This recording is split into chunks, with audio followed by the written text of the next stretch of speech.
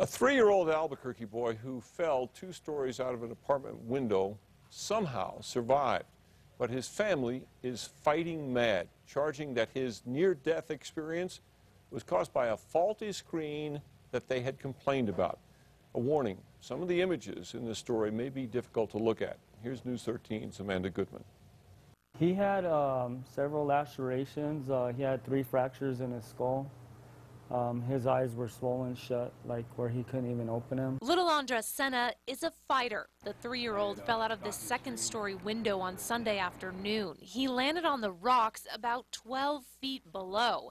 It happened at the Whispering Sands apartments near Central and Juan Tabo. Put his hands here to look at the pool over here, and the screen went out and he flipped over this. Andres' grandfather, Carlos Rocha, says his son put the toddler down for a nap. Not long after, he heard the boy crying, but when he walked in the room, Andres wasn't there. He still heard the crying from outside, so he like freaked out.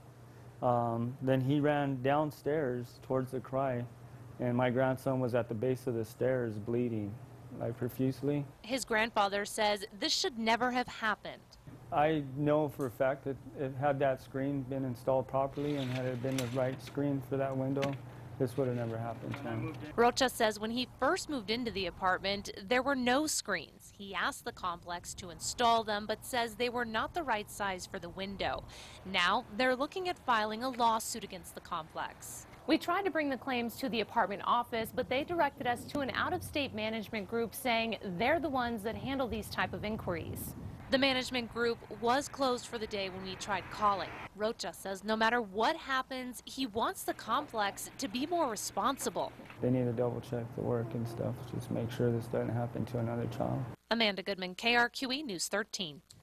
Andres had 40 stitches in his face, but amazingly, he has no brain damage. He was released from the hospital today and is expected to fully recover.